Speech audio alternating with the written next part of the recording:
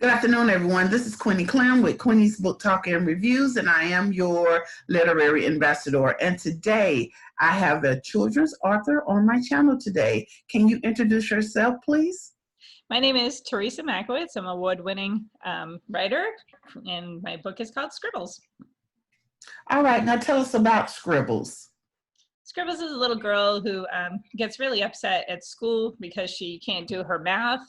So she starts drawing, and then she gets in trouble for drawing, and she's not doing both, you know. So Mrs. Sunshine has to come and help her as a special educator or just a regular teacher trying to help her get past what she's struggling with. And when she does that, then the girl feels confident in her English class and then can tackle the math later. And then everybody gets on the same page and understands what this girl needs. So is Scribbles in a regular ed class and just a...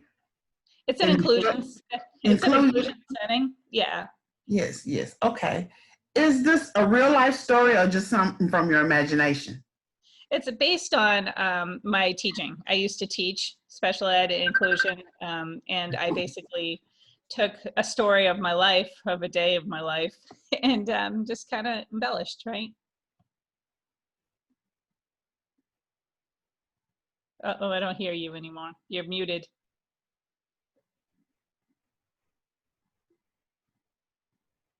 You're muted. Can you hear me? Oh, there you are. Okay, how did you come up with the characters and the plot? Well, the character is based on my former special ed teacher who is amazing, and unfortunately she's up in heaven now, and she's the original Mrs. Sunshine. And I used to be a special ed teacher. We actually shared the same students back then, before my husband and I. My husband's in the military, so now this is my new classroom, is through my books, not in the actual classroom. So I basically, just out of her love that she gave me when I was a kid and how I gave my love to the students, you know, came up with, I had a former student, and her nickname was Scribbles, and I loved her so much. And I think it's important for kids to understand that it's okay to struggle, but we'll always get through. And that's why we have Fancy to make us laugh and dance and jump around. And yeah, that's where it all came in. So that way kids can actually hold Fancy. I made stuffed animals so they can hold them. And that way they can continue their struggle if they have one in school. So that's what it came about. What do you want readers to take away from Scribbles? I basically want kids to understand that it's okay to struggle, but you still have to keep working hard and get through it. There's also, I want parents to understand that there's support out there, and we can always access that. Sometimes we have to just talk to the teacher or the special educator if the special educator's in the inclusion room, and just know that there's always somebody to help the students and to make sure that that student always can shine, even if they're struggling. Okay. What do you love most about writing stories for children? It's my passion. I've always loved writing, actually, since 6th grade. My teacher that I was talking about, Mrs. Sperry, saw that I was a writer back then, and she, you know, she would just joke around with me because I used to write, like, you know, Halloween stories, and I would scare her fooling around. And then when I went to college, I took a children's writing course, and I loved it. And then I started doing the art, but I didn't think I could get anywhere with it until actually I broke both ankles, and we're in Virginia, and I started writing again, and I got picked up, and now I'm at this level, and I feel blessed because I never thought this was ever going to happen for me, and I love it, and I'm doing it for the children, really. You know, I'm actually submitted to PBS. When I submitted to the headquarters, they liked it. They liked my episodes, but they already had too much for the genre. So now I'm submitting to Boston. So hopefully I get that so I can continue writing episodes for the children, my books for the adults and the children, and my stuffed animals to help everybody. Okay, do you have Fancy with you today? Do I have Fancy with me? Yes. Sure. I made her. Yes. Yes. But only did I make this one, right? This is the original big one, but I made this one. Okay. And this is where the children hold it and squeeze it if they needed to, if they're stressed, kind of like a stress ball, but it's fancy. So, Okay, okay. yeah. Where do you get your inspiration from? My struggles when I was a kid, I struggled. I saw double in my left eye for 30 years. And it was difficult for me to get through school, shutting an eye down and reading, and still making it through college, and trying to still win awards. But I didn't know I was that good until it came upon me. I didn't even know.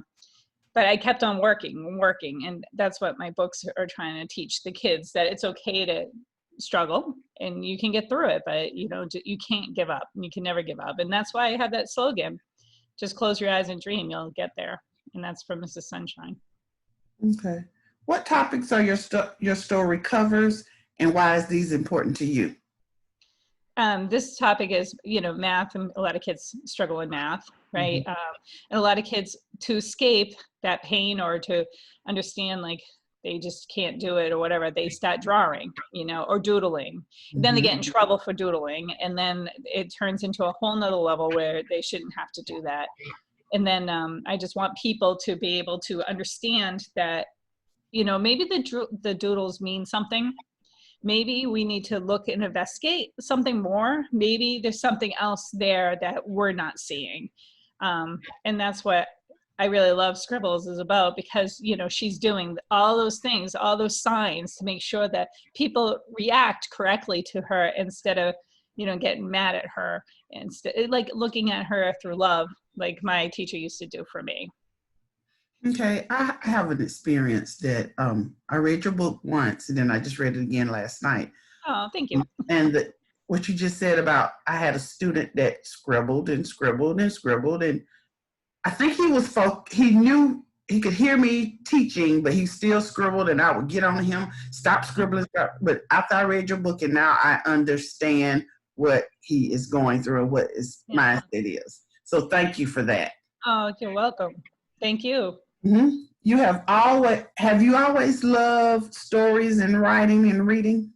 Absolutely. Yes. There would be times with my cousin and I, we would be bored, Thanksgiving, and we go up to her room and we would start writing all different types of stories. I don't know why we did this, but, we didn't have, the PlayStations and everything out there. So we sat and wrote, and we write stories and stories and stories and do all crazy stuff together. And it was fun, and it let my creativity go. And even when I was in art class in high school, I was able to, nurture that creativity, because you need that. There's certain kids out there who definitely crave that. My son actually needs it all the time. He craves it. And I think it's important for those kids to have that creative outlet. So yeah, I've been writing all my life, but I didn't know that I could get to this level, which I'm very happy about. Yes. Why do you think it is important for children to develop a love of reading? Because literacy helps them with everything. Mm-hmm. And if they can read and comprehend a book or a passage, then they can think. And when they can think, then they can create, and then they can move it to another level. And then, next might have some amazing innovation that society needs in America. And I really believe this wholeheartedly, because if we don't have thinkers, then we're not going to have creativity, and we're not going to have other people move, technology or whatever to the next level that we need as Americans and American society.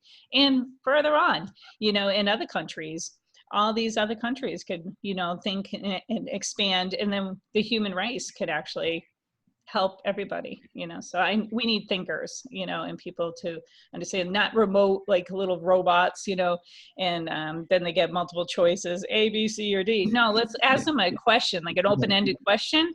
What do you think? Right? And then they can give you that. And some kids, oh my God, they jump right into it. When I used to teach education and English, oh my goodness, they would be like, Mrs. M, do you really want to hear what I'm thinking? I'm like, absolutely.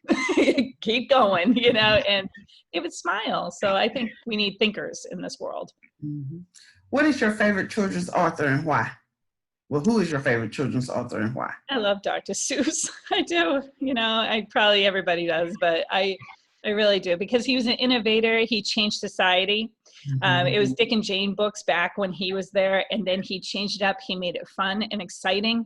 His mother wanted a doctor, and that's how he named himself Dr. Seuss. So I think that's pretty impressive. And I'm that person. I like to have fun, but I also like Tommy DiPaolo. I think he's amazing too. You know, he has incredible illustrations that make you laugh, you know, about the pasta, you know, just growing and growing in our city, you know, and I really like that. You know, I like how people can innovate and change reading and make it fun, you know, and then the kids are not bored. So what is your favorite children's book? Oh, I love them all. I think I really like Green Eggs and Ham only because I love the way it reads. I really do. And I read it to my boys all the time, you know, and I would be silly. And then we would just laugh about the green eggs. And then we can actually jump off it when they're in preschool. My boys, I have twin boys. And when they're in preschool, we could talk about, did you try something new? And try something new is important life lesson everywhere. It is. It is. What age group or grade level is Scribbles? So my publisher says from 4 to 7-year-olds. I wrote it at a 3rd grade level. There's a reason why I wrote it at 3rd grade level, because usually that's when a kid struggles for sure. 1st to 3rd grade, you can see if they have problems, ADD or ADHD, or if they're even just struggling in English, or they don't have the foundations yet, and then we have to pick them up there. And I want the kids to know, hey, there's another kid like me. Oh my goodness, you know, oh, I can get through this. Scribbles got through it. And I have a beautiful story, if you don't mind me sharing about it. Please do. I was at the library in Virginia, and I'll never forget it because I was shocked. And I knew he was my kid's friend, right? But he doesn't have to always pick up my book every time at the library with me, you know, when I was giving, you know, my services. And he would do it all the time. And I would laugh, and I said, oh, you know, you make me laugh. I said, you don't have to support me, but I appreciate that. So then I said, you know, I said to his mother later, I said, do you know he picks up my book like every time? I said, and I appreciate that he's that sweet, and he's supportive like that with me. And I think it's wonderful. And then she said this. She said, Theresa, sometimes when he gets struggled or he's really upset with school, he goes and picks up your book when he gets home, rereads it, closes it, and goes, I can do this. And he goes back. And so I didn't know that he was doing all that. I was like, oh, you know, and that's wonderful, because that is why I write right there. That kid did it. So my heart is filled with that. What do you do besides writing for a creative outlet? Oh, I bake. I love baking. I really like doing all different things. So sometimes I write with my son. Sometimes, you know, he does all that stuff with me, or we create things, my boys and I, you know, and since they were babies, we would do science projects or, you know, whatever, but I love to bake, and I like the hardest type of baking to do, because that, I don't know why it intrigues me, but I like to do those things. Okay. Any sneak peeks into your upcoming books for us? Well, if I'm hoping that PBS picks me up, and if PBS picks me up, then I'll have episodes on PBS. That would be amazing. And they already like it, so I'm hoping by December that I will find that out. And then the other thing is, I have a book ready and roll, and it's about autism, and about a young boy who struggles because people don't understand his social abilities. And sometimes we struggle with autism, and sometimes the world has to adapt to him just as much as we need to adapt to them. And so it talks about that. It talks about this little boy, but yet everybody has to come together and understand each other in the classroom, not just him. You know, everybody needs to learn and be respectful to each other. And the teachers have to figure out how to help this young boy move to his optimum development, which is his highest development that he can make it with. And the kids around him have to make sure that they can be socially perfect for him, you know, or learn how to be socially great with him. So That's Mrs. Sunshine and Tommy. Hopefully that will be coming out soon. Yes. Can you tell us something about you that most of your fans do not know about you? Probably. Well, I did break both ankles, and I was pretty, and that's how I started writing, to be honest with you. And Wow. what they probably do not know now is that I'm very excited that my ankles are healed, thank Mhm. God. And Yes. and now I actually ran 3 5Ks this year. Wow. So one Wonder Woman one and one Coast Guard one, and I'm working on the Batman run with my son. So I'm trying to get back into shape, number one, and then I want my ankles to survive. so, Yes, yes. so Has your writing process changed since you first published the book? And can you tell us about your writing style and what type of day you have when you're doing writing? yeah, I think you always grow as an author. You always try to change. You always want feedback, the correct feedback to move you to the next level. So I think I've grown as an author. I think Tommy and Mrs. Sunshine, hopefully that will be coming out. That will, it's definitely changed. The artwork has improved, I think, in this one.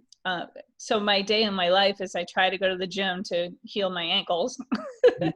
And then after I have that shower, I come downstairs and I try to heal my brain. And I write, and I write from my heart because I want these children to understand that it's okay. And I write every type of different topic. So not only do I have autism, but I have other ones. When I was broken, I wrote about anxiety. I've also wrote about weight loss. I wrote about gifted and talented kids because I struggle with that with one of mine, because a lot of people don't understand that type of brain. And it's an amazing brain, but you have to be really skilled to understand it completely. I have one about, a Down syndrome is another one I have. I have all different types of topics. One about diabetes.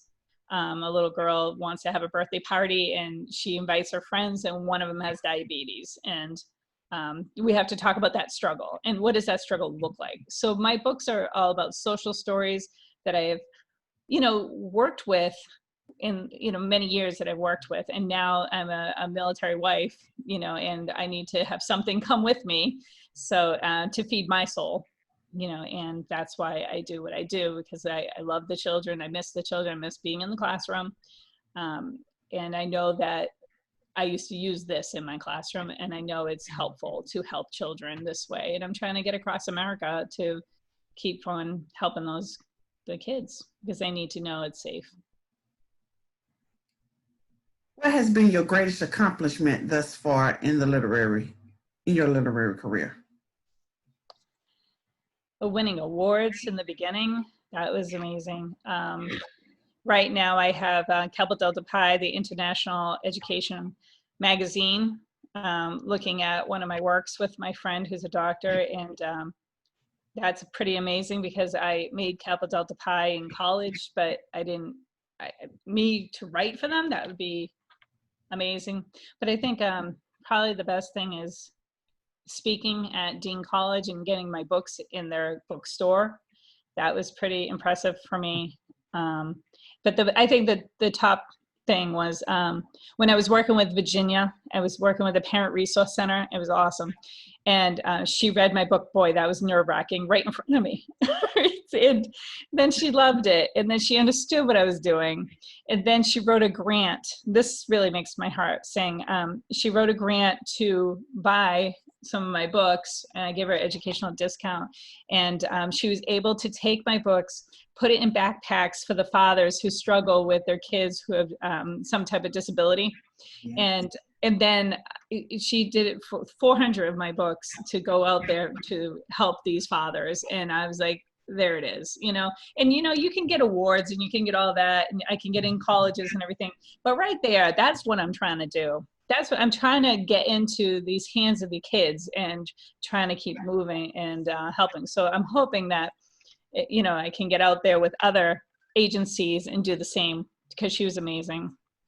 Okay. Where can we find you and your books?